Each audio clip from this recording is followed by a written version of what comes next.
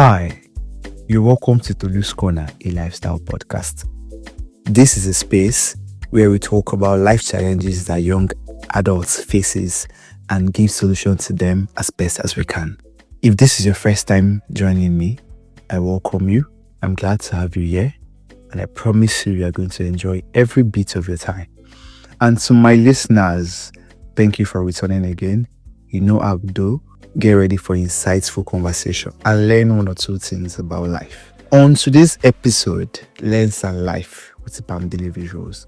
This is one episode I've been excited to publish for a while because our conversation was very interesting and I was very, very inspired.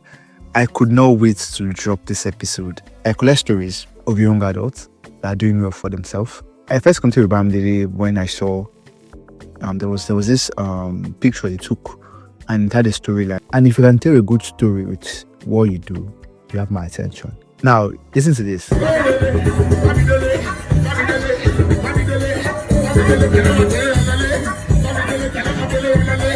That's the voice of Pokoli hyping Bamidele Visuals. Now, how did Bamidele Visuals get here? Because, truth be told, in the last couple of years, Bamidele was not like this. How did he start? What was his journey like? What were the things that worked for him? How long did it take? I think that's one question that a lot of young adults need answers to. How long is this going to take?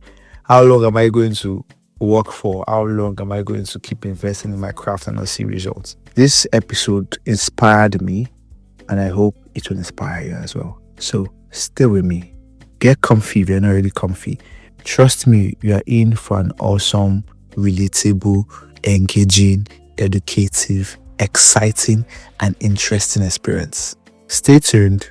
Don't go anywhere. I'll be right back.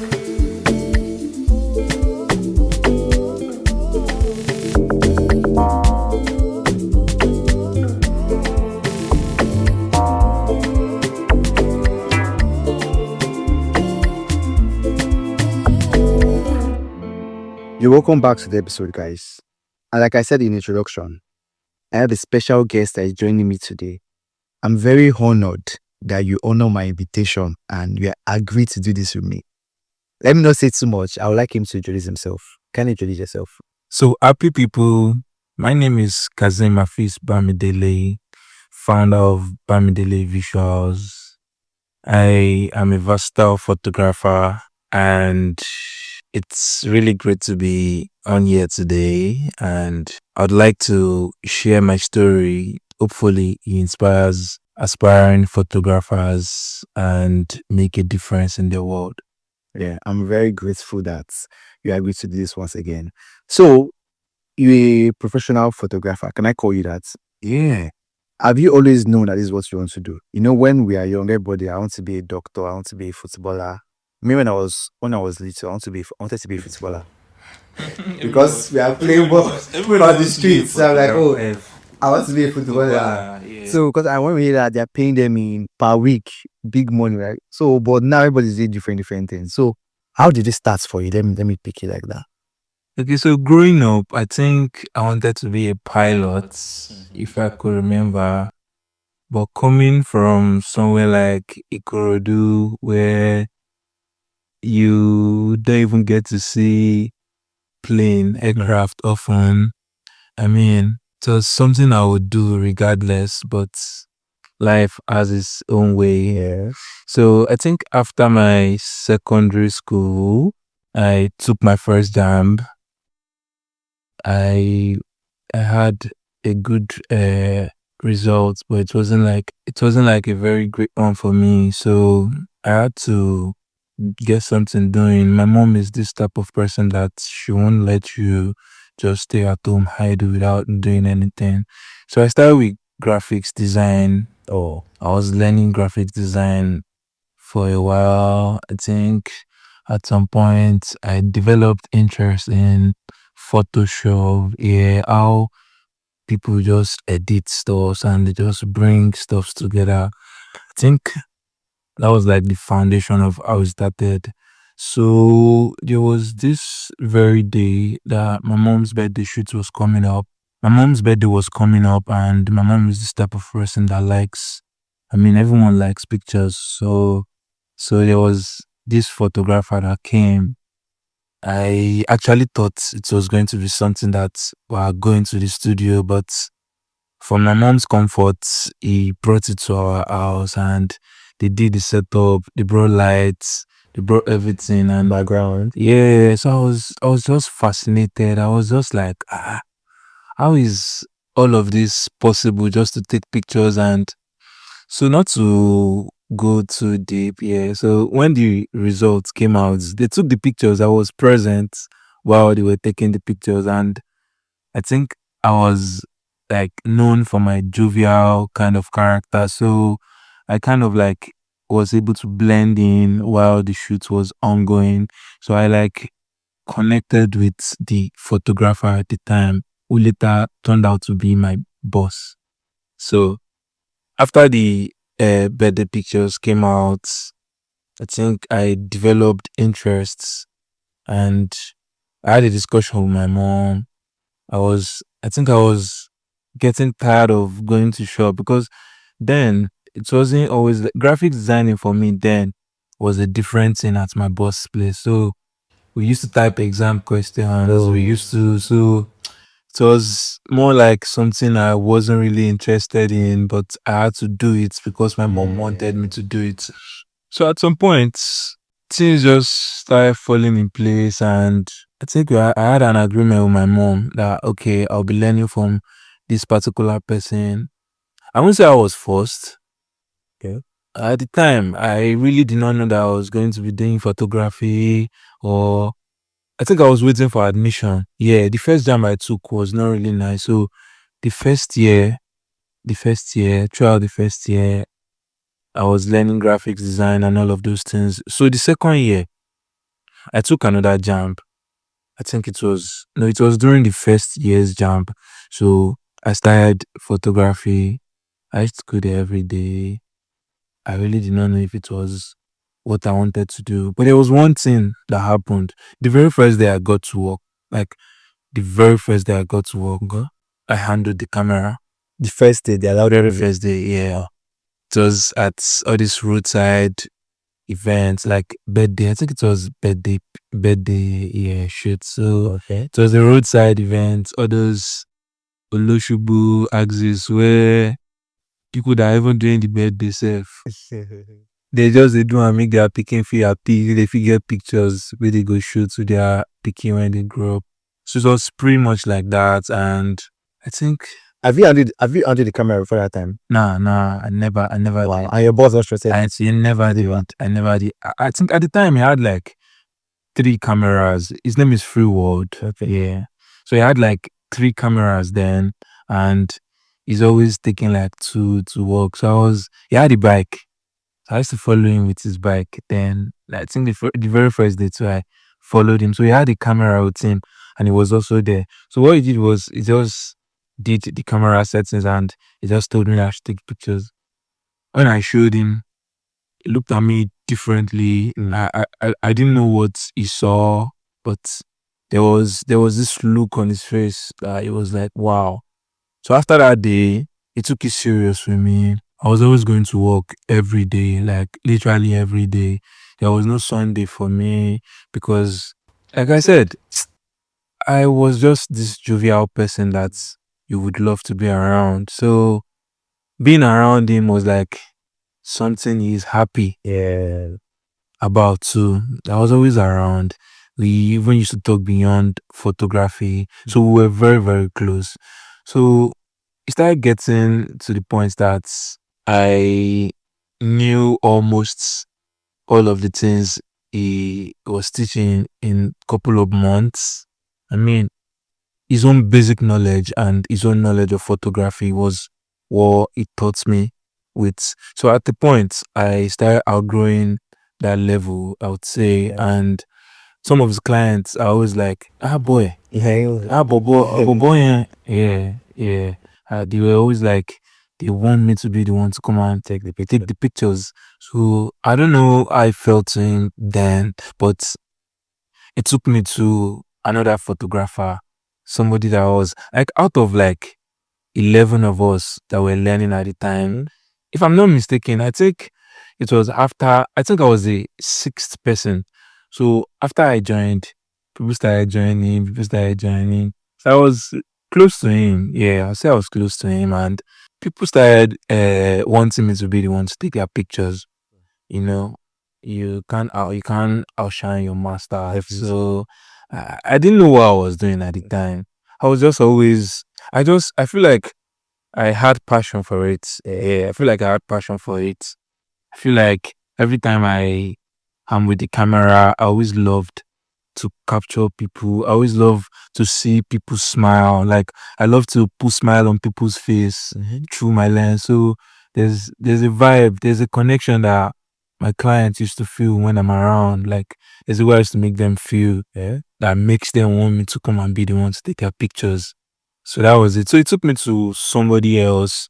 I think they were on the same photography association, stuff like that, and he was pretty much advanced than the previous person. His name is Larry. So I was with Larry for a couple of months. It was Wait. okay. Your boss took you to someone that is better.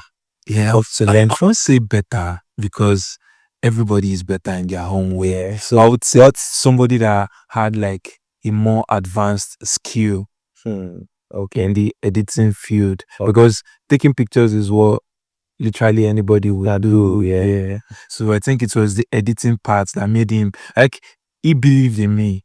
Wow. It was not you that say you want to. Nah, it wasn't me. Wow. We were up to 11, like I said. So out of the 11 people, it took me to him. I mean, he drove me with his bike. We went there. So it was from, I think, Oloshubu to, I used to go from Oloshubu, from my house to Oloshubu. Then it took me from outside the whole community. It took me from Oloshubu to Alasala too. I was like going to Agric. I think Oriokuta before or after Oriokuta. I can't really remember, boys. So I used to go from my house. So it turned that I used to go from my house to Alasala to meet Larry. So I used to be at Larry's place. I mean, these people were just like nice, very nice to me. They didn't used to treat me like an apprentice or something.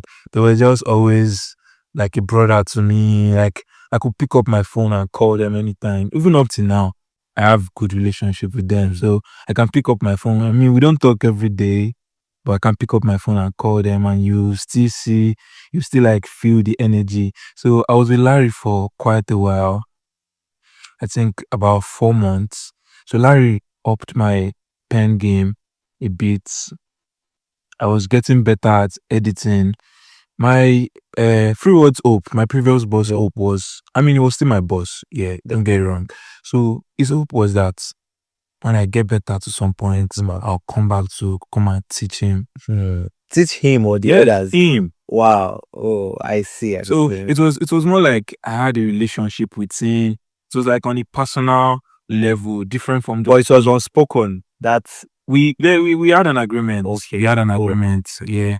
It wasn't even really agreement. It wasn't really an agreement because, like I said, it's just like us having a conversation, and I was like, I would love to. When he told me this stuff, I think he proposed it to like 4 of us, and I was the one that even with the fact that I used to try to work, I was still the only person that volunteered to go. Yeah. So I see. So he took me there, and I used to go from my place to Larry, used to go to work. I've trekked from Asolo to Agric before, just because I wanted to pick up frames from a customer and my boss wasn't around. I couldn't reach him. We dropped the person's contact to me. So I trekked. If we, I wish I can explain. I wish I can explain the length, like the journey. Let me say, yeah. Let me just say, I wish I can explain how far it was from Asolo to Agric. Then, okay. So during the process, I gained admission. I took my second jam already. Yeah, I can't really remember how everything, but I remember that I took my second jam, yeah, and I did prostituting. Along the process, I was going to work, the processing school. I was going to Lake too. Yeah, I was going to Lake too at the time. So it's where I used to shuffle my time. My mom played a very crucial part of me being who I am today. So I gained admission and I thought it was going to like be I didn't even know if I was going to do photography when I got to school because I didn't have a camera to my name. At the time, I think I had a laptop and that was just it. I had just a laptop, no camera, nowhere to borrow. I mean, I think Ekpe happened to be one of those reasons why I couldn't borrow cameras because we're new to the area and we didn't really know too many people around. So I was always reminding myself being a photographer by taking pictures with my phone. Like I used to take pictures of clouds. I used to take pictures of nature, just natural stuff and stuff like that. I think that was how the whole thing started. And at the time, I just couldn't afford a camera. I think that was how everything started. So I didn't give up on my dreams. I knew I wanted to do this thing because I used to remind myself by taking pictures of cloud every time, like people around me notice that this is what this guy does. Like I used to take pictures of cloud literally there's no week that'll pass that I won't take pictures. And so you post those pictures. Yeah, I used to post them. I don't think I have access to that Instagram, but I still have a couple of them on my phone. Yeah, I used to keep stuffs a lot, so I still have a couple of them on my phone. I think that was how everything started. So yeah, that's how everything. Now, there's a question I penned for later, but let me bring it forward because it will be relevant to connect. Okay. You said that you and your boss had a good relationship because you're somebody that people would love to be around. You have what was that word you use? Jovial. A jovial personality. That's is a sense of humor. Is it important in this line of work? Because when I was little, there's this man that takes our picture, that the other. Anytime you go to it, say, yeah, say cheese, all those kind, they will use all this very, very catchy phrase that just make you smile. Like, photographers are people that when they want to take it, they will make sure they say something that will make you smile. Whether you don't want to smile, it's like going to the gym now and you're doing the reps and they say, this is less time for your side chick. Those kinds, all those kind of motivation. So, is that hype, those hype, sense of humor? Cheese. Yeah, is it Okay. is it it's important, I know, but how important is it in this line of work? And is this something that is still relevant till now, or there's a new technique now? Okay, so I feel like everybody has their own style.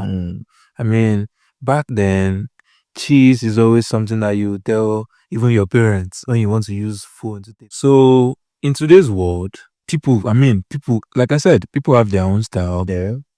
I still use cheese up to date, but it depends. I mean, when I'm about to take pictures of a client, I try to understand my clients before taking pictures of them. I try to engage in not every clients are always interested in having conversations. But I think after that first shot, that second shot, they have to show them that, oh, this is it. So once you are able to take pictures that are like out of the box, just something like there are some clients that when you take them first pictures, they'll frown. They will not smile. They would like to get vibe out of somebody. Some people, It takes a lot of process and patience. So you have to understand that. So once you understand the basics of that, basics of making, basics of bringing the vibe out of people, I think it's just like if I was to take pictures of you now, yeah. and we're at the studio. Once I take the first picture, second picture, after setting my camera, I'll show it to you, and I'll face you. I'll be like, these pictures are nice. There's no way I'll take pictures. You definitely love them. Like, people love to see themselves. Yeah, it's true. People love to see themselves in cameras. So I'll just, I think I used to have this style. I'll just be like, see this picture. It's nice. And it does make Let's try to take the pictures while you smile. Let's see how it will look.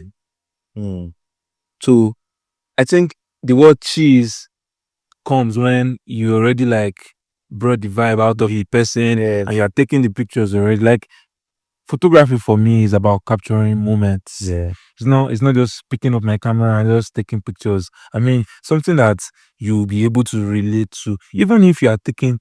There's I mean, there are different aspects of photography.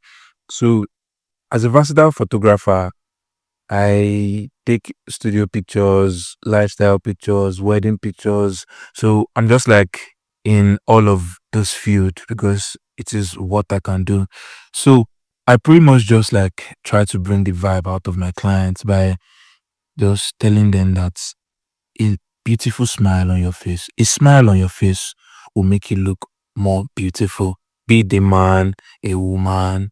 Yeah, I think that's the kind of technique. So saying cheese is not old fashioned. It works. It still works. Saying kiss kiss. Yeah. That's one other thing a photographer use. I mean, not all photographers, but kiss kiss is part of it. Cheese is part of it. I mean, it's just you bringing out the vibe in your clients. Like in today's world, he really like how you approach your clients matters. Yeah, so I think it's just pretty much like that for me. Okay. So you mentioned some challenges that you encountered when you started, like going the distance was one, and another major challenge you mentioned was the camera. So what are the things that you did that worked for you? How were you able to maneuver these challenges where in a situation where you had passion to do this thing, but you don't have access to right resources? So what did you do that changed the game for you? Man, I did a lot of things. I did a lot of things. I took a lot of risk. I sacrificed a lot, bro. I literally sacrificed my house rent for my second year to meet Ola of Lagos, like to pay for internship Wow. from Ola of Lagos. So at the time, there was this like he had a price that I was charging at the time, and I was introduced to Ola by a friend of mine from the school here in Epe. So we went to the island that very fateful Friday. We met Ola after Jumat. We met at a bar. Was it bar? Yeah. Yeah, it was a bar. We met at a bar and I had a conversation with him. It was like, where are you coming from? I told him Ekpe. At first, he was uninterested. He was like, Ekpe? How would you be making it from Ekpe to Lekki if you have to come to work? I was like, don't worry, I'll find my way around it. And that was just like the word. So I had to make a deposit. I mean, that was Ola of Lagos. That was the first time I would meet him. And omo, I think I had 10K left after I dropped that money for that my house rent. After I dropped it, I had 10K left. So I didn't have a camera. Oh. Hmm. It wasn't like there was one person that would borrow me camera or I already know that this thing will work for me. No, man. I just dropped. I mean, I wanted to up my pen game Yeah. because when you scroll on Instagram, you will know that you're not up to this level yet.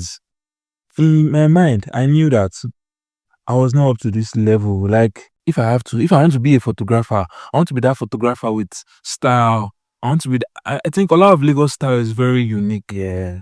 And a lot of Lagos is somebody that when you go to his page to check his work, I mean, his portfolio is very, very convincing. There's no way you go there and you would not find an image or a moment that captured that will catch your attention. So I think meeting a lot of Lagos was one of the major thing that changed the game for me. So I couldn't balance up till like after a couple of months, bro. Before I could even catch up on I was in hostel. Yeah, I think I was planning to move out of the school hostel. Okay. Yeah, at the time. So how was the money left with me? Yeah, I used to edit graphics. I used to do all of those petty things for my boss. My first boss that taught me graphics design. I used to like type for him. I'll send to him. He's Epe to Ikorodu is not far. So sometimes I'll go home with flash. I'll drop it for him at garage. I'll come back to school. I was making petty changes then. I mean, my dad, my parents were kind of like my supporting system when it comes to, I mean, it's coming from somewhere that they just see that I have vision. Like my parents just know that yes, this person is different. Like they didn't believe that was my first time learning work, and they didn't believe how it went from the person they took me to learn from, taking me to somebody else, and I don't know what they thought. So anything I say then, they were always like thinking it twice, and they were always like coming through for me. So after meeting Ola of Lagos, we came back to Ekpe. On my way back, I was like, can you go around and see? How would you be going? How would you balance up? Bro,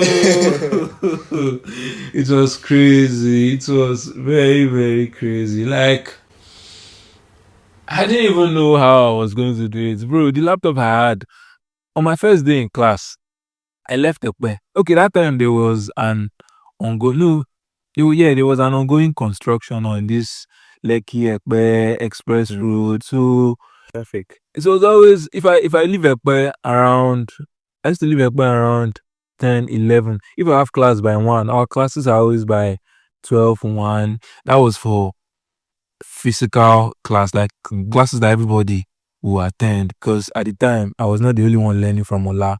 So I'll leave Ekpe. If I leave Ekpe around 11, bro, class is by 1. I will be frustrated because there's no way I'll get there by 1. So I really did not like understand the whole road movement thing until I finally went to work like a couple of times, and I was able to like, okay, calculate that if I'm going to meet up with class by 1, I have to leave the house by 9. 9, yeah. So it wasn't like I had anybody on the island or I know anybody there. Oh, no, I didn't. And you will come back that same day. Bro, we'll get there. We'll get there. I'll talk about it because this is something that I feel like everybody needs to understand. It doesn't come easy. Yeah, because people just see the Yeah, lifestyle. They man, it doesn't know it, what like, you went through. it doesn't come easy, bro. Sometimes, okay, so the first day at work, yeah, let's start with that. The first day at work, I met Timini. Timini that we always see on like Bad boy. Bad Boy T. So getting to work, and Timini was like, I think Ola had like a shoot with Timini that day, so we were to report to the studio that particular day. So when we got there before I got there. I think I left at 11, and I got there around 2. So at the time, a few of my colleagues were there already, but the whole 1 o'clock stuff didn't work out.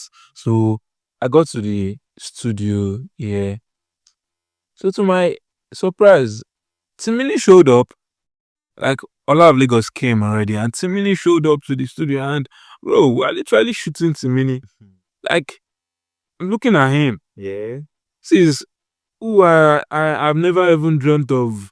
I don't even think I will ever meet in a couple of years. I mean, no, I didn't know it was going to be like that with my photographic journey as well.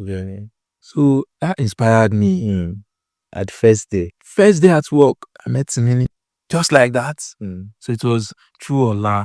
So Ola like played a very, very crucial part of my career. Like, bro, I don't even know which of the struggles I want to talk about because, bro, every day that I go to work, there's always a different thing that I will encounter. There are some days that just because I want to get to work early, I'll have to go to a restaurant that I can't even afford. Yeah, I'll just go there. I'll buy water just to stay around the vicinity because it was always 4 hours from Ekpe to Lekki, 4 hours from Ekpe to Lekki, sometimes 4.5 hours. So there's some situations where all those 3 hours traffic will catch you from before Awoyaya till you get to after Ajah Bridge. You see that traffic then was very, very, very crazy. So there are sometimes I will not even meet up at work. Even after leaving by 9, I won't meet up at work. So Ola like had this. Ola is a very understanding type of person. So I'll just text him, I'll explain my situation.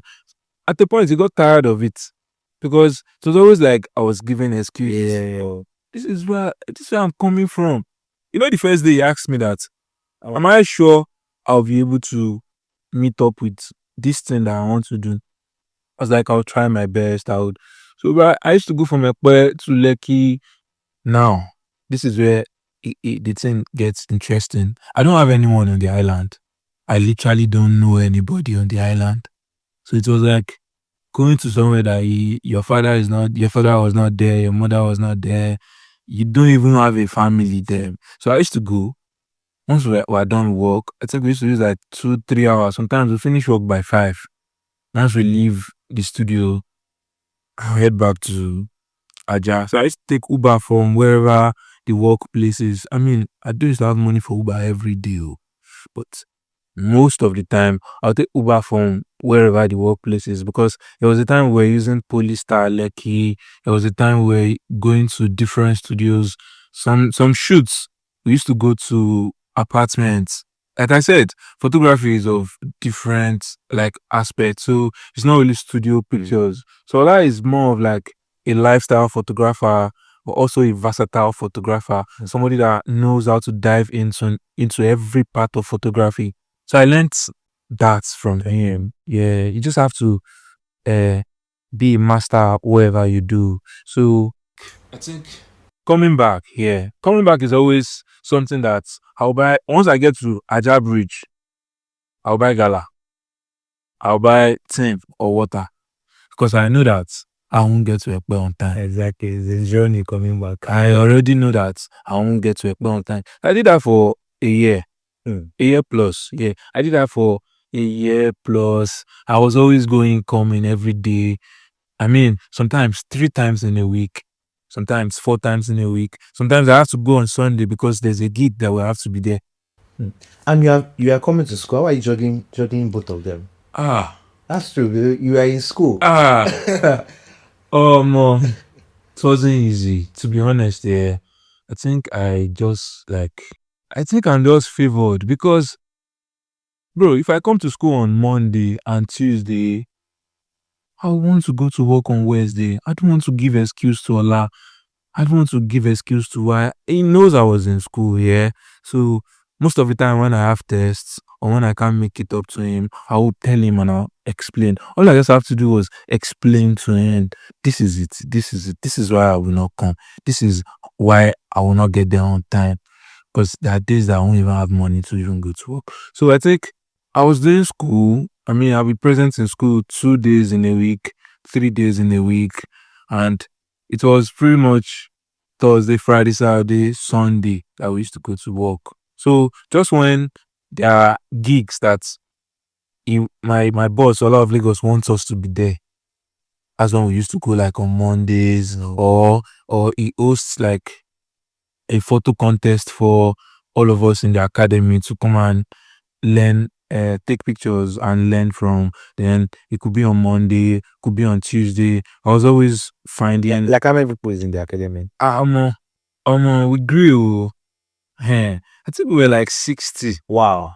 At the time I joined, we were like, I don't know. I have people that have passed out from the academy before I even joined. The likes of Hayo. I mean, these people I mentioned are my senior. The likes of Photos by John. The likes of, so these were people for Larry. These were people that they already left the academy at the time that we joined. So I think with me then, I had Ola Lifestyle, a friend of mine. I had Tifa.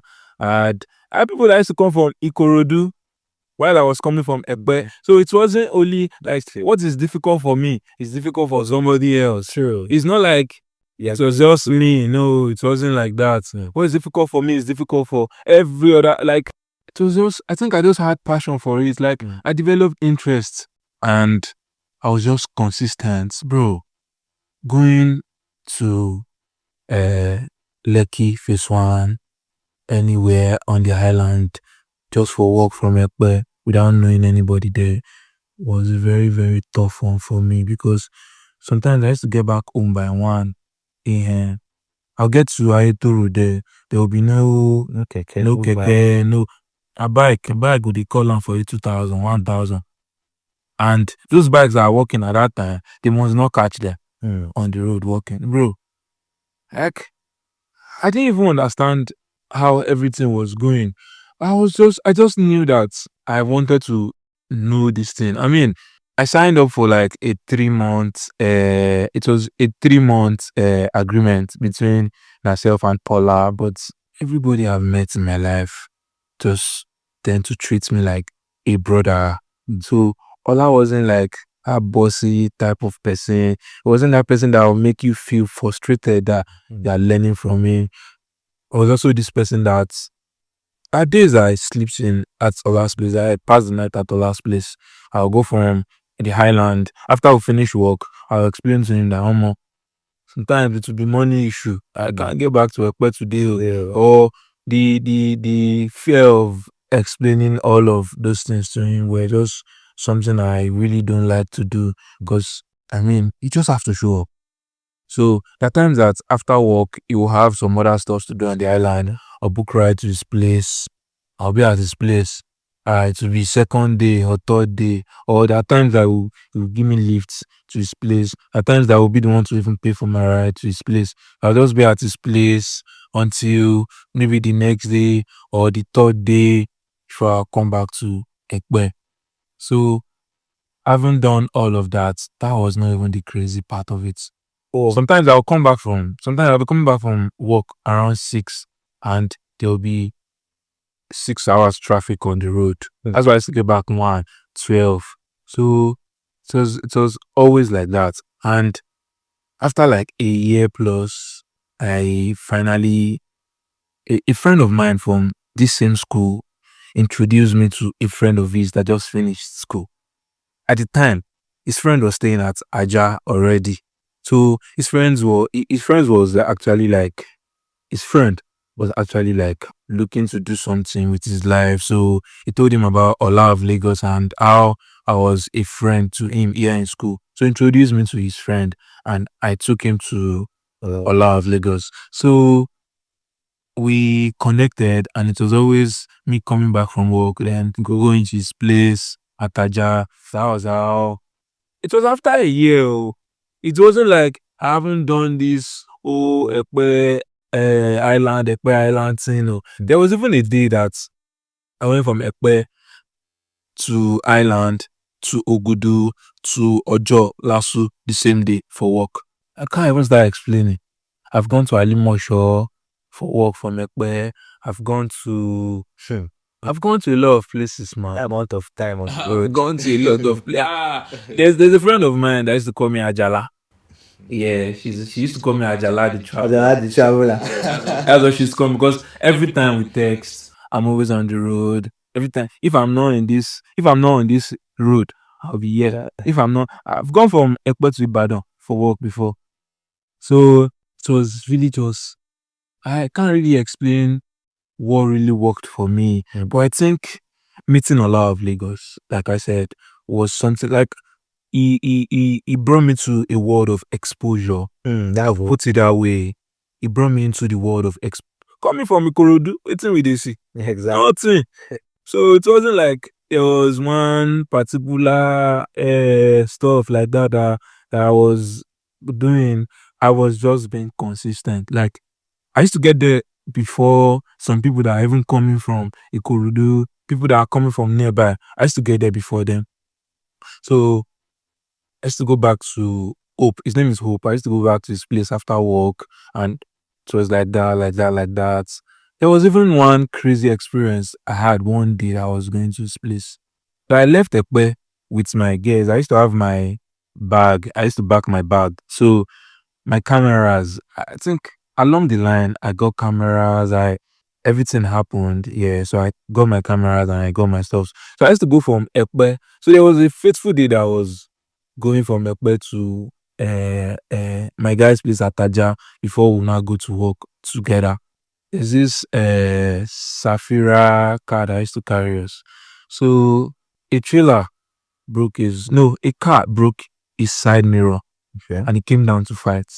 Of the car that you were in. He came down from the car that I was driving us, that I was in, to fight. So The person that broke his side mirror, he dragged the guy from the clothes. Like they started fighting and we were inside the car. So there was this trailer that was running from back. And everybody in the car were just because it was on the road. It was due to the traffic that used to happen. So there was this trailer that was running and we saw that the speed this person is bringing, there's no space here for him to pass. Bro, I left my camera in the car. I just came outside. Everybody just came outside of that car. So we like out of fear, we came out and my camera was inside. So we stood by the roadside just for everything to settle because the driver no one gree say they break his side mirror and they fight. When the driver go back to the car, bro, he zoomed off. With your camera. At the time, I didn't even have a lens. I think it was just a body of camera that I bought from somebody. So I was just managing what I had. I had to borrow lens from, I think, Studio Friend School. I think I used to borrow lens from Studio Friend School. There's a friend of mine there. I used to borrow, so I used to pay to bring the lens to me. I'll just use it and stuff like that. So bro, That's crazy. bro, that was like one of the craziest experience I've had on the road. My camera was in the car and it zoomed off. Wow. I was literally chasing him with Jalamiya on. Like I didn't care if anybody was looking at me. I didn't care if anything was going on around me at that time. It did not stop. Wow. Bro, I ran. I couldn't catch him because at the time they were like the road construction was very very crazy. Like on share back on low, they've not finished this part and they are doing on the other parts. So before I would reach here, it would pass here, man, with the lot. So I there was one bike that was passing one way. I just begged him to please turn. He turned. He carried me. We pursued the man. I've paid though. I've paid money for seafare from Egbe already. So we pursued the man, bro. And before we met this man, he was already at Sky Mall. Wow. From Close to Aja already. Yeah, from ShopRite. Hmm. Yeah, was already at Sky Mall. Was close to Aja. Bro, this man did not wait. When I saw him, I make sure that the bike went to where the traffic was. So I stood in front of that traffic waiting for him. So when he approached, I lay down his bonnet. I couldn't drive. He couldn't do anything. He was old. I could not curse him. I could not fight him. I just wanted to get my camera. Bro, he knew what he did. And I told him to look back. See, come look at this bag. It belongs to somebody now. I didn't even know the spirit that made me calm.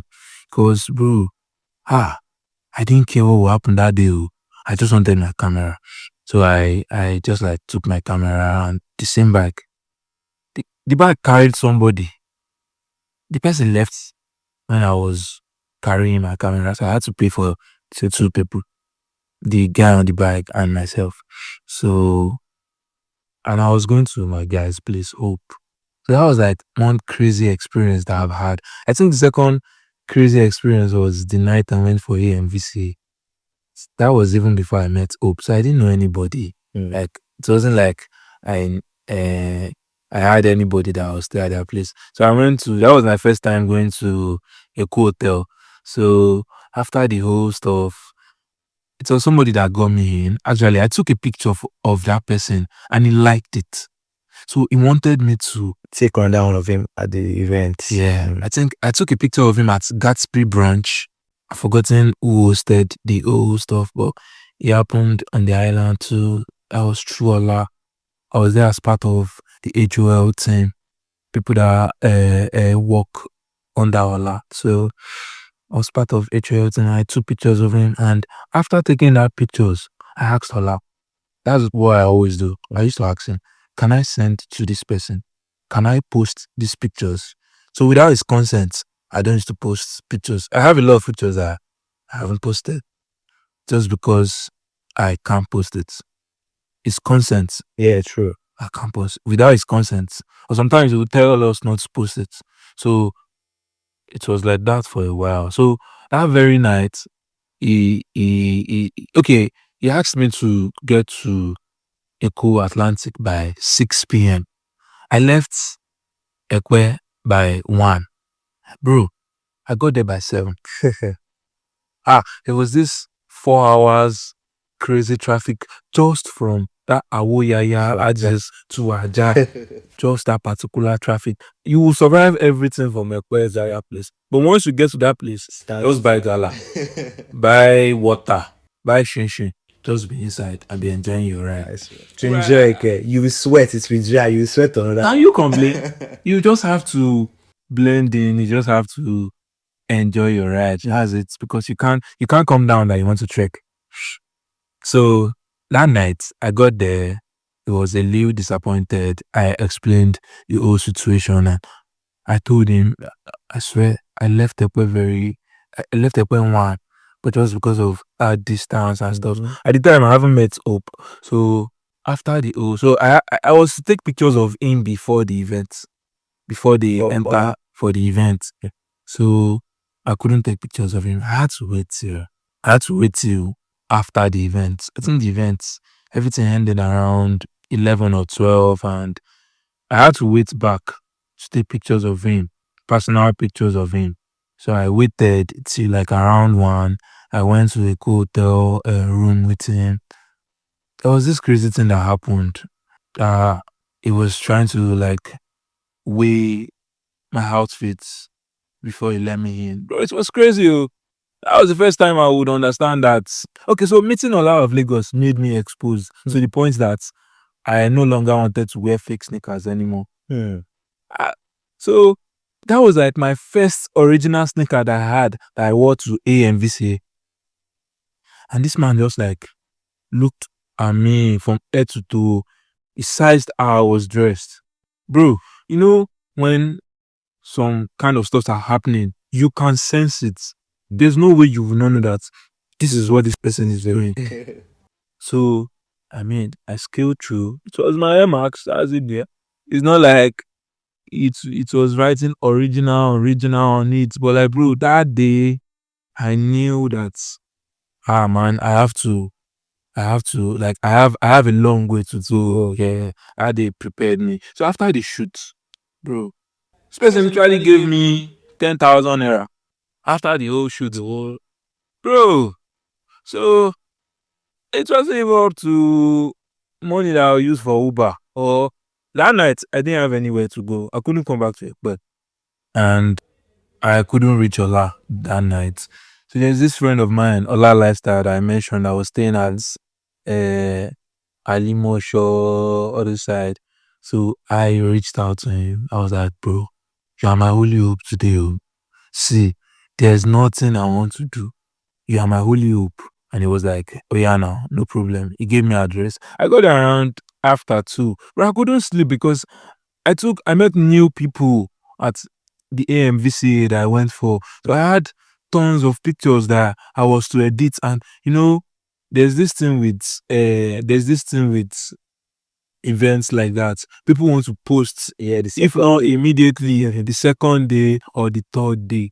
So the workload was very crazy that even when I got to Alimosho, I couldn't sleep till the next day. I didn't sleep. I was busy editing. Even my dad was like, Omo. So that was how that one happened. So I was able to deliver even before coming back to Ekpe on Alimosho the next day.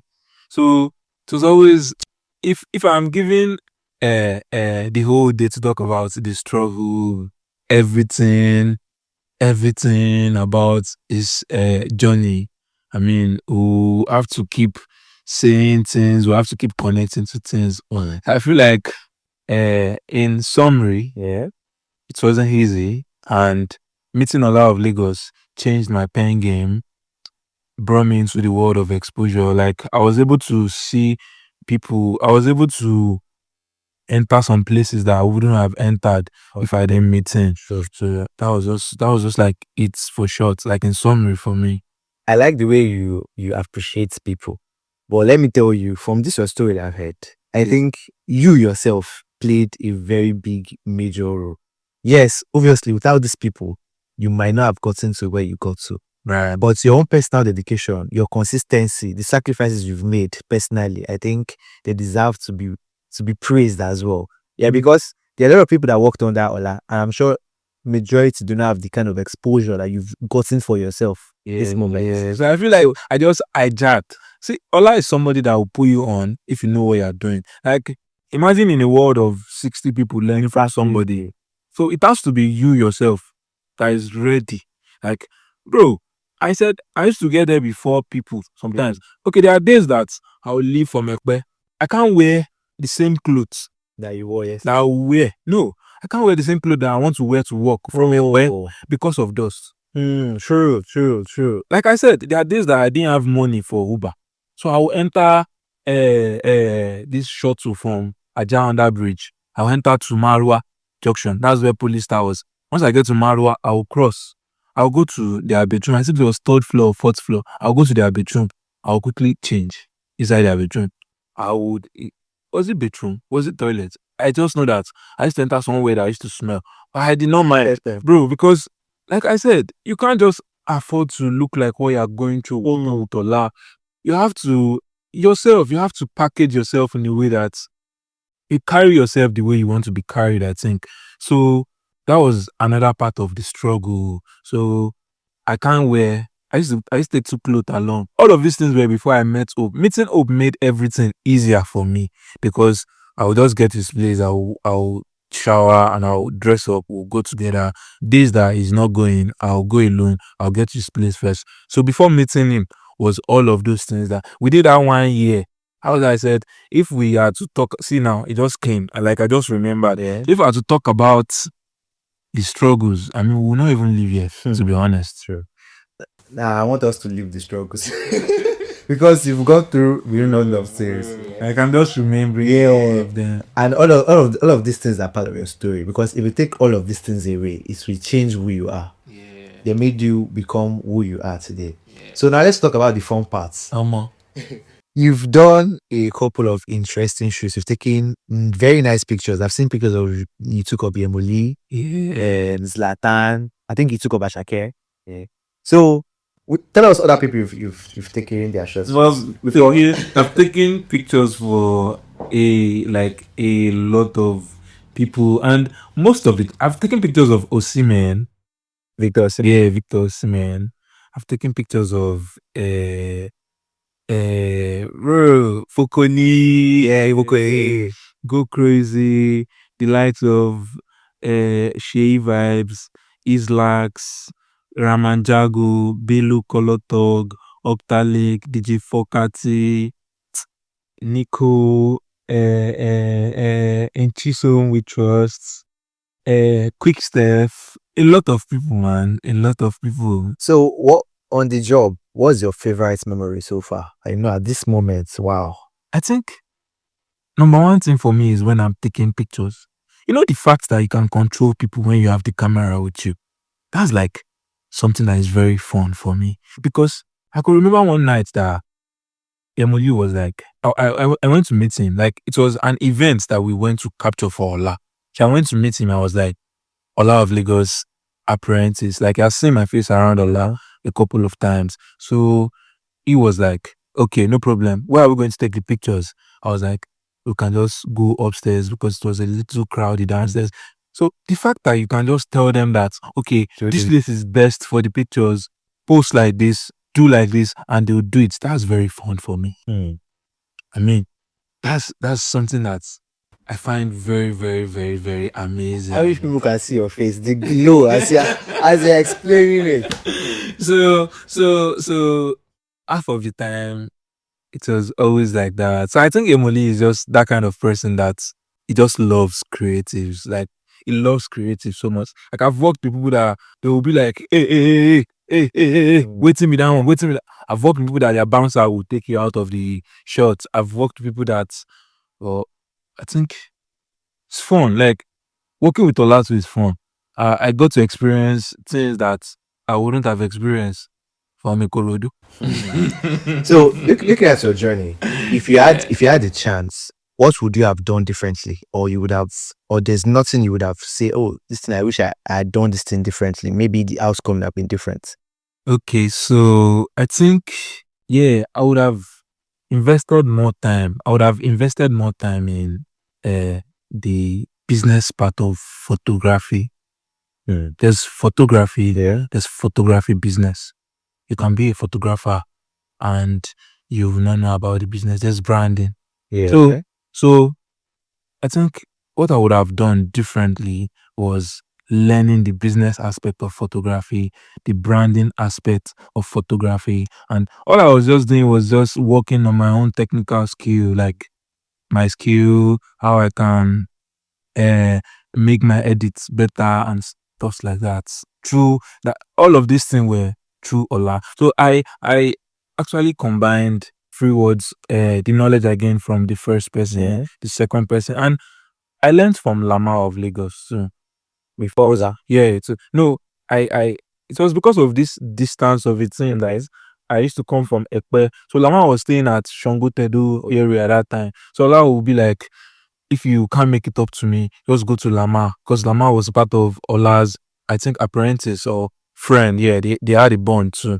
So sometimes if I can't make it up to Ola, I'll go to Lama's place. So I learned from Lama too. So all of my editing skill, yeah, technically was what I learned from the four people. So it's pretty much just like that.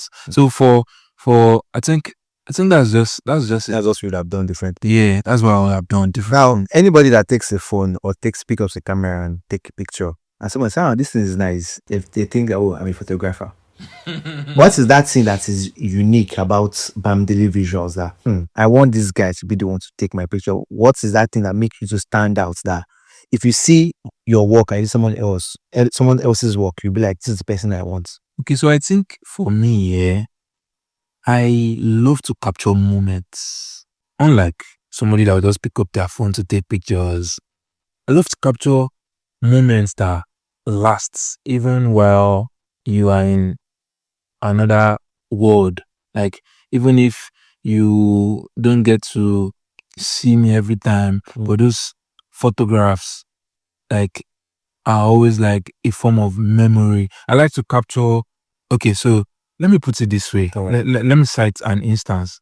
So for concert pictures, yeah, there are photographers that just take pictures. There are people that just use their phone to take pictures. But for me, Hey, you took a picture of Roddy Rich. yeah, Rod, that was Speaking of that was concerts, that was another see, I think to every picture that you see out there, there's a story.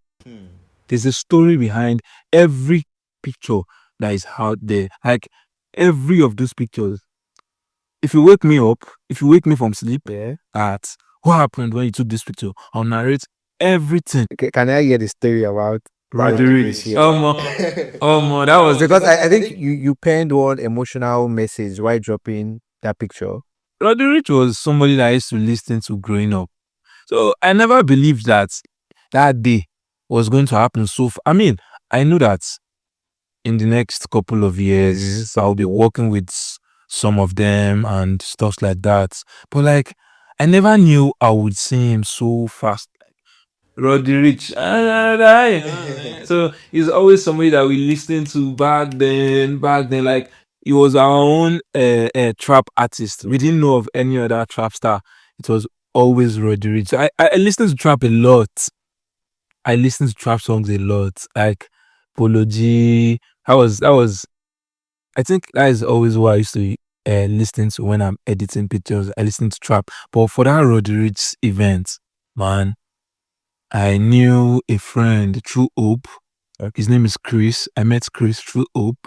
So Chris stays closer to Island. Like, Aja is different from somebody that is staying in likes of Osapa, London, places like that. So Chris stays around somewhere that is closer to Victoria Island. As like easy access to everywhere.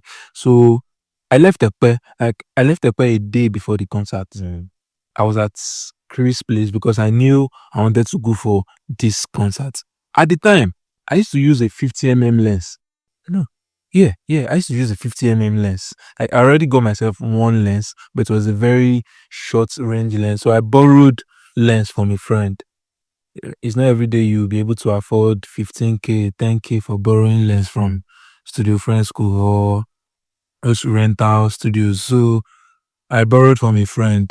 He dispatched the lens to me. No, I think he used Uber to Chris's place. So I had everything set.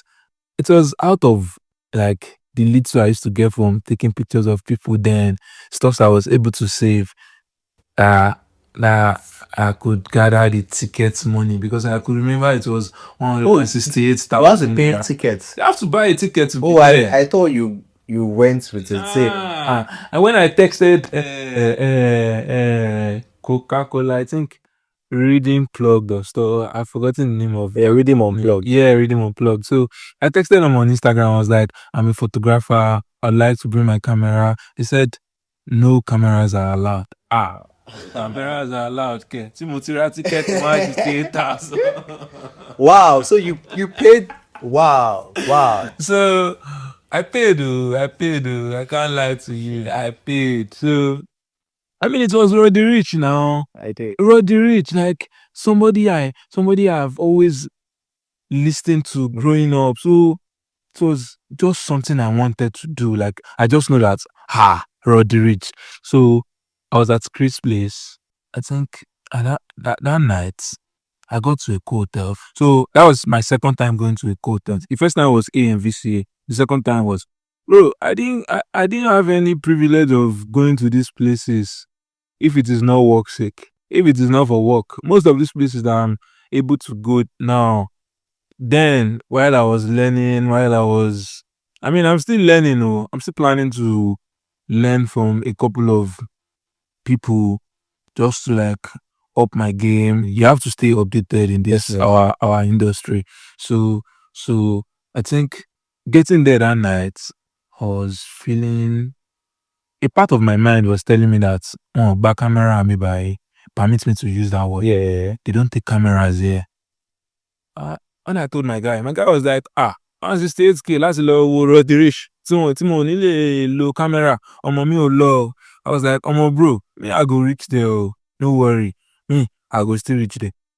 When I got to the place, there was this ticketing, there was this place that you show them your email, the ticket you got on your email, they'll scan it and stuff like that. So I think after I entered the spot, it was like another world though, because there were a lot of people. Anyway, I've never been to somewhere that the crowd is as much as that before. Wow. So now, Despite the expensive tickets. bro, people were standing. Yeah, there were seats for people to sit, but immediately Roddy Rich stepped on the stage.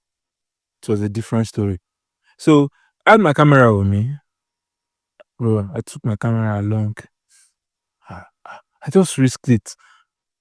My mindset was, at the end of the day, if I didn't take picture of Roddy Rich today, at least I saw him. Yeah. I'll make videos of him at is Roddy Rich. So on getting to the venue, when I entered, Roddy Rich wasn't performing yet. So I was feeling scared. Like I didn't see other photographers around. The official photographers for the event were just the ones that were standing on the stage and stuff like that. So when Roddy Rich stepped on the stage, I took my chair, my 168,000 chair. I took it and I took it from where they placed it. I took it to the front. A lot of people were there already, so you fight your way to get to that place. So I took my chair, I stood on it. That was how I was able to capture those pictures with my, because I borrowed lens. Yeah, I borrowed 24 to 70. Yeah, it's one Sigma lens that I borrowed. So that's not the best lens to use for concert pictures, but I mean, That's all that was what I had. That was not even what I have. I had to borrow it.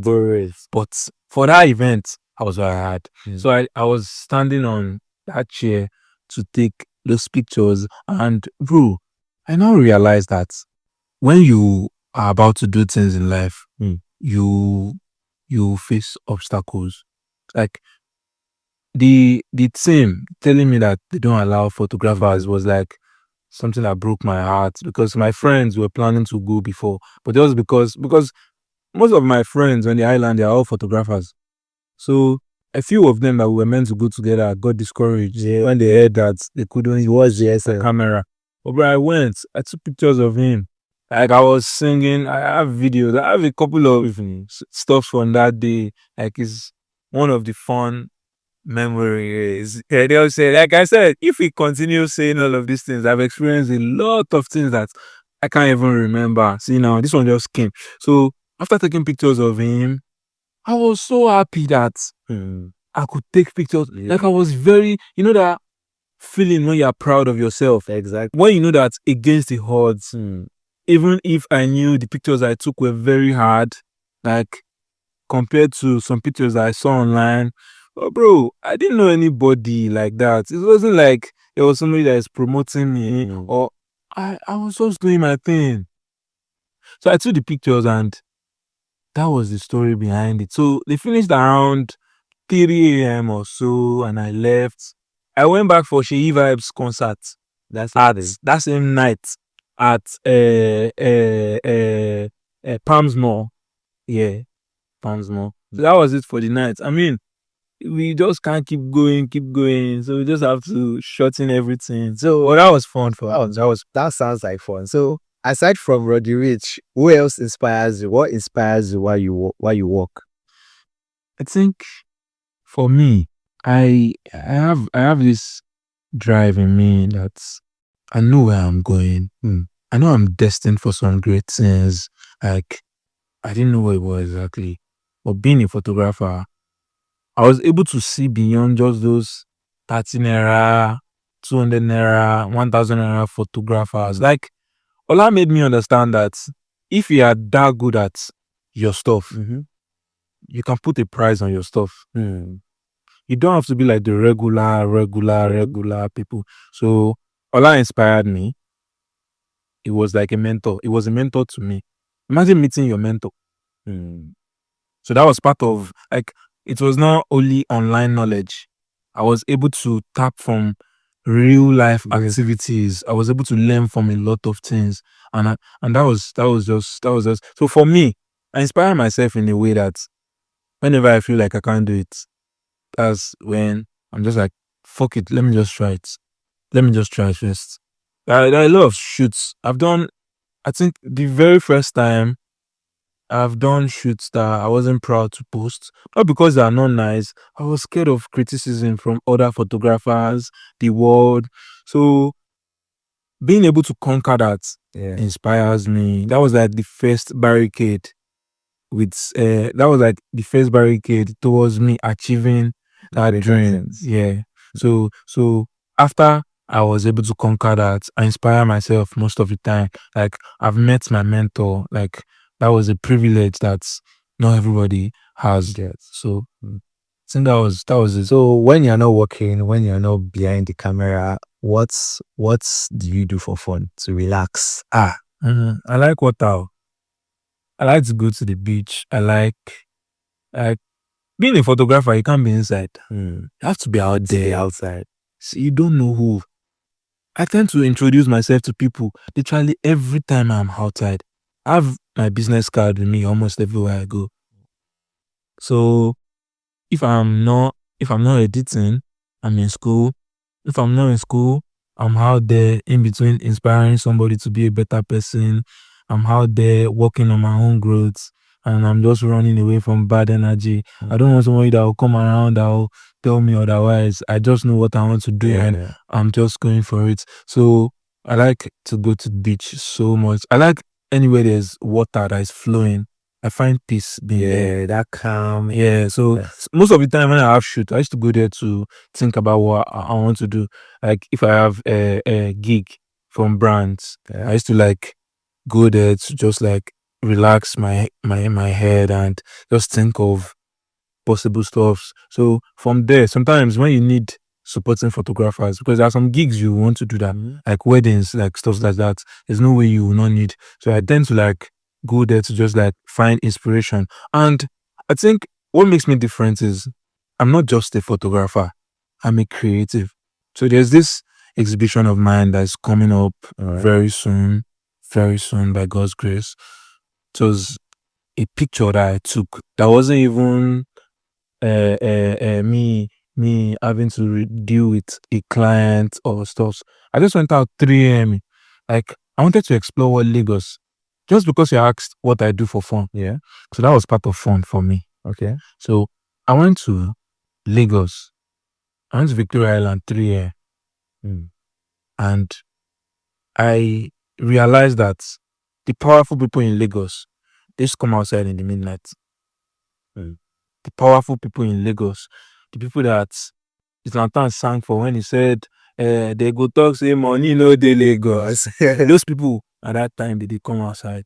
So I took a picture of a moving dispatch rider, and I was able to like relate my own story of what 3 a.m. in Lagos looks like when you have a dispatch rider on the road, when powerful people are passing. Like a dispatch rider is on the road 3 a.m. in Lagos driving. What would you think of something like that? What is he going to deliver? Is he going home? Is he coming back from somewhere? Did he just pick up what he wants to go and deliver? What exactly is he like? So I was able to come up with my own story. I was able to give it a title, The Midnight Rider, then a storyline. So I'm working on that. So I tend to connect with my environment. I tend to connect with nature. Like I'm just not that photographer. On other days when I'm not shooting clients, when I'm not shooting email, I tend to go out there, capture motion. I'm a lover of art. I don't know how to paint. I don't know how to draw, but with my lens, like through my lens, I try to tell a story. Create your own. So I feel like in the coming years, I'll be a storytelling photographer, and that won't stop me from working as the versatile photographer that I am. So I feel like that makes me different. Being able to tell stories like with pictures. When I take pictures of you, when you look at those pictures, you like be able to relate. Like when you want to sit and when you are fully seated, I used to target capturing those moments in between when motion is going on with people. So you'll be able to relate to it when the outcome of those pictures are out. So I think I've answered what I do for fun And what made you unique? What made me unique. God bless you. I like this storytelling aspects of you, because I think that's what made me single you out for this conversation. Yeah, I can't remember what we posted, but you said your story. It was World Photography Day. Okay. I talked about my journey. Exactly. You gave us a glimpse of a journey. So I saw the storytelling, and I saw that Roddy Rich own too. I think there was one story about story behind it. and this Midnight Rider. So I've seen it. Yeah. I saw that picture, and I could, when we see the story, it makes us connect. It makes us look at the picture again. That we read the story and go back to the picture, and like, We just be able to. I see. Yeah. It makes you connect more to the image. I think that's a good you're That's a what makes good me track. unique. You're a good track. You're a good track. Now, looking at your journey from where you've started to now, you've made progress. Obviously. Progress. Yeah. Would you say that your current states, would you say the projection, I believe everybody has a projection for themselves that Yes. at this time of my life I should be somewhere. Would you say you measure up to the expectations you set for yourself, or you don't think, I know you're not there yet, but You'll get there. yeah, you'll get there, but with where you are now, would you say the progress is something that is impressive to you, or would you say it's still below? And I'm proud of myself. I'm proud of what I've been able to do while in school. I can't wait to be done with school so I can have the full time to myself to like work on bigger projects, work with bigger clients, work with companies, work with brands.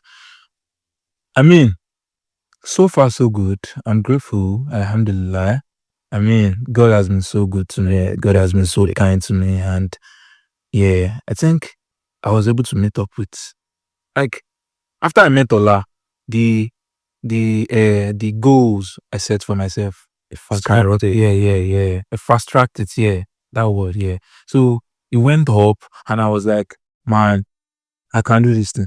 So I just believe that in the coming years, I'll be working with international brand. I'll be working with, it will happen. Right. It will happen. So there's something I want us to talk about. It's a bit technical. Okay. Mobile photography, and I don't know what we'll call the other one. Is it professional photography? Let's put it that way. Yeah, mobile photography and professional photography. What from? I would like to hear your thoughts as a professional photographer. Most people call themselves mobile photographers, and their work still come out here. Yeah. But does it affect the way clients view them? Like, okay, I'm a client now. I want to approach this person, but this person uses a phone. Does that limit on with your experience? So, does it make the clients limit them or see them a type of way that I'm not sure this person have the required skills because of what they are using to shoot. Even there are some people with cameras and they don't know how to use it. Of course, who is behind the camera? Exactly, it's who's behind. So, but due to your own expertise and experience, okay, let us ask what are your thoughts in your mobile photography and professional photography? Does it limit the photographer, or you think skills and that's it? Or do you think skills and the result is the end goal? Okay. I think for clients, Yeah. the result is the end goal. Yeah. Most of the clients are not even interested in what you go through. Sorry. Okay. I get what you're trying to say. The result is the end goal. Some people, the first impression is like someone using phone to DJ and someone that has no, get there. I'm just trying to bring you friend. I want to make sure you understand me. Yeah. Now, mind you, I'm not trying to limit both of them. I'm not trying to say what you're using. This person is better than. Yes, but real life experience, we know that even if you have explanations, what real life wants is different. Yeah, okay. You do that convincing yourself that this is supposed to be like this. Like, I'm an artist. I make paintings. There was one time I've seen a few of your works. Yeah, like there's one time I approached a restaurant that I would like to do something on their space because I visited the place and I'm like, this place needs a touch of art. And like, what have I done before? I said I've not done something before. I've not done this kind of thing I'm proposing to you before, but I know I can do it. They told me, they said we cannot pay you to use us as an experiment. So it was not that I cannot do it, or like someone that has the tools and everything. I'm like, I cannot just go and clothes are expensive. I cannot just carry money around say because I want to impress one person. You understand? So that's the point that I'm coming from. These people are using phone. They're using phone. They're using it because that is what they have. You understand? But client's perspective, due to your experience, what are your thoughts on it? Okay, so if you recall, there was a time I said I used to use phone to take pictures. Now, when I was using phone to take pictures, I wanted the camera because at the time I believed that when you have a better gear, when you have a better camera, a better lens, you'll be able to take mad pictures. You'll be able to. I think it is who is behind the camera. Like people have learnt mastery in the years with their camera. So what I would shoot as a photographer, somebody that is using phone might not be able to do the same thing I'm doing. But like I said, clients are always interested in end results. So for me, I think having your gear is complete. I mean, deep down, most of people that use phone to do photography, they still want cameras. Let's be honest with ourselves. And sometimes those people just do it because probably there's a slightly easier approach to editing with phone than using camera and professional edits. So I feel like, I know of people that are using phone to do their pictures and they are doing it great, very great, but I think it is about you mastering what you are doing. There are people that will use phone to take pictures that will turn out very nice. There are people that will use camera to take pictures, they will edit it woefully. So it depends on who, your mastery, how you have been able to, your like that's where your skill come in. As a photographer now, and somebody that is using phone to take pictures, there's a huge difference in the quality of our pictures. You would always tell when you see those pictures. I think that answers my question. Looking at the industry, what do you think you can change, or what are the things that you don't like in the industry that you would like to change, like people's approach to photographers? You know, I believe there's some things, there's some way that you like. Oh man, it is like I don't know how people used to see photographers. Like these are people that literally makes you look beautiful. You go see person where get pimples, where we say he get blemishes for face. When photographer finish editing their pictures, it will come out very nice. That even somebody that is close to them will ask that, Ibaolo Beresini low skincare. Have you like stuffs like that? People see photographers like just that guy that take pictures. I mean, I think this all started with the way people used to do photography back then. Yeah, that's they don't like put a good price on their stuff, and people were just doing it for survival. Oh, let's give you food. Yeah. So it was just something that would just bring food to their table. They don't mind if it is taking them places or if it is not taking them places. In the world of today, photographers are doing very great. So it takes a lot of branding, years of branding, to be that guy that you can't be ignored. You like literally walk up into the space as a photographer and you light up. You can never be ignored. It takes years. And I think if I would change, I think I would change two things. Number one is availability of environments to take pictures. I mean, there are a lot of nice places on the island with a price. There are a lot of places that they are just very strict. Unlike when you visit other countries, when you are able to take pictures wherever you please. I mean, Nigeria is like, will I say a factor already, that we already know that sometimes you have to even pay for this place before you be able to use it. So when you get to other countries, nobody is disturbing you. Let's take pictures. Take your picture. Even if the background is very, very, very, very fine. Nobody is asking you to, hey, the camera, all this kind of stuff. Those are experiences I've faced too.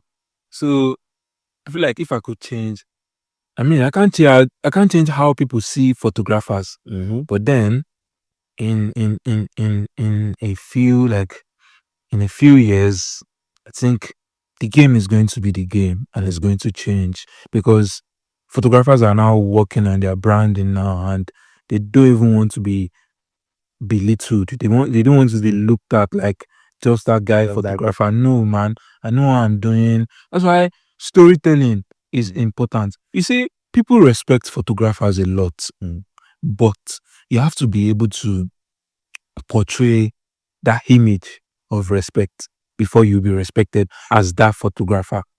That's one. Then another thing is availability of environmental places where we can take pictures. There are a lot of fine places on the island, but they are very strict with their rules. I mean, we know you people use your hard-earned money or to build these stuff, to bring this stuff alive. But the beauty of those things, we are the one that can tell the story for you guys. We can bring it out. As if I can change stuff. I can't change how people see photographer. Everybody will work on that by themselves. But I think if I can change, I'll change the fact that we have to pay to use those most of this. Yeah. I think that's just what I would like to change if I can change it. Does that make sense? Earlier in the conversation, you said you would love to be a pilot. So let me ask you, do you see yourself doing this for a very long time? Oh man, I love Till old photography. age. I love photography. let me last.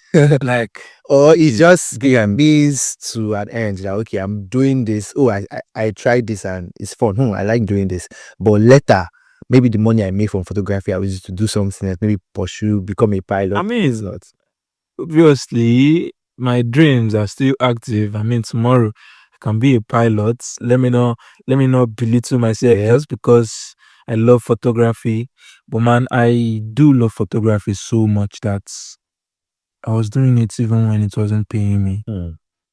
Yeah, there was a time I used to rent apartments when I just started.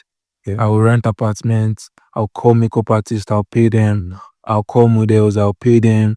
I'll pay for 2 nights at the apartments. I'll take pictures there. I'll buy food for everybody. I would sort their transport. So it's not like I'm doing it just. I mean, everybody wants to do something to survive. Yeah.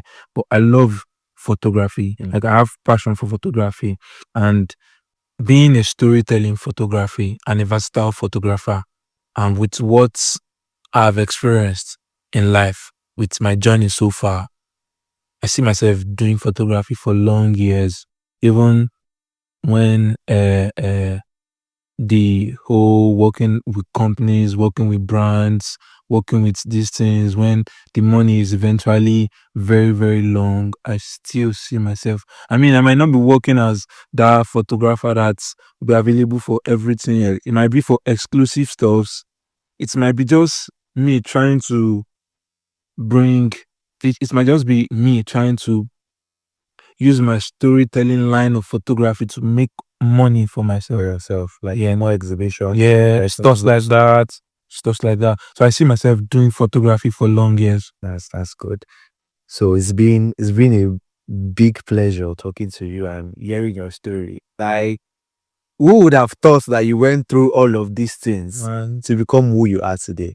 So, last question. Okay. I would love you to give tips for young creative. I don't want to use, let me not say young, fresh creative, people that are just starting the game or people that are in the game and have not gotten the breakthrough that you've gotten.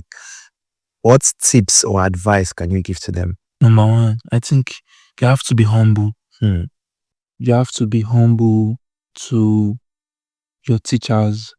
You have to learn to build good relationships with people, because out of the 60 of us that learn from Ola, not the 60 of us are able to have the same level of knowledge. Will I say, I don't know how to put it exactly, but being humble is going to, being loyal is going to bring what not, it's going to bring you what not everybody would have in your field. One, two, I think you have to stay consistent. You have to stay very hungry. Even when you start hitting, you have to stay hungry. Very, very hungry, like hungry for success. There's this song that says, how bad do you, a wise man once asked me, how bad do you want it? So you have to stay very hungry, you have to stay consistent. At some point you feel like giving up. Editing is not beans. 3 months into it, you might not even know what you are doing yet. You will still be mixing highlights for shadows, you still be mixing a lot of things for each other. So it takes time. Give it time. Don't rush it. I mean, don't sleep, but don't rush it. It takes process. You can't just be this person today. Yeah. Also, You have to keep no, you can't skip the process. I'm still going through the process. Tomorrow, I'll still go through the process. Next tomorrow, I'll go through it. I'll be a bigger person by then, but then I will still be going through the process. So I think you have to be humble, stay hungry, be consistent. Don't limit yourself just because you don't have gears, just because you don't have tools, and be ready to learn. Don't say because you've learned from one person, you already have idea, you have knowledge. You have to go meet people, try to learn from this place. Like, don't limit yourself to learning from just a source, because two heads sometimes put together used to make a huge difference. Definitely. I think that's my advice to young creatives. I mean, I'm still young. Please, I'm not old yet. I'm still very young, and I'm just crushing it. So Once it's again, very nice. It's once very again, nice to be on I'm this. very glad that you agreed to do this with me. And After a lot of back and after a lot of forth, back and forth, yeah, Since, I think since last year. since last year. That's true, since last year. Yeah. We're finally getting to do this, and I'm very grateful. I know your story is going to inspire a lot of people. I hope my story inspires Because people. when they hear what you've been through, they'll be like, wow. So everybody they go through one or two. Everybody, man, you don't have to look like your problem. If I still show up anywhere, see, photography is something that you just have to understand that you will face it. See, you will meet people that they've arrived already. They will belittle you. They will shank you. They will look down you. They will look you less. But all those things, just don't let it get to you. Just keep going. Keep doing you. Keep getting better. My first project is on my page. If you scroll down my page, if you compare my very, very first project to my recent project, you will notice the difference. You will know that there was a process. Yeah. So you cannot be just that person. You have to go through it. So I'm happy to be doing this. I'm happy to be here. I'm happy that I finally agreed to do this because honestly, man, I just don't know. I don't know. I was like, what if my story is going to inspire somebody? Exactly. Yeah, so I'm like, what if my own younger brother hears my story and he is inspired? What if somebody that is not even family? What if somebody from another country hears my story? And I mean, You never can tell. yeah. So here we are. I'm glad. I'm grateful. Finally, it's a wrap. Yeah, thank you very, very much for agreeing to do this one more time. God bless you. And to my listeners, for you staying to listen to this present moment, you are the real MVP. And I hope you've learned a lot of things from Bamidele's story. You learned how you should things that I pick personally. You should stay hungry for something that you know you're passionate about. You should be consistent because consistency is key. You cannot just do it halfway and stop. If you had stopped halfway, who would the results might have been it's not might it would be very different, but because it's consistent and he kept on doing this thing regardless of all the obstacles he faced. Be humble. I think most people when they gain small exposure, they think they have arrived. They start raising shoulders. So be humble, have good relationship with people that you're learning from, and work on yourself. Remember he told us the story of when he got to a hotel and they had to size him up. Work on yourself. Don't look like what you are going through. Thank you very much for staying to this time. Till next time, stay productive. Bye bye. Thank you, bro.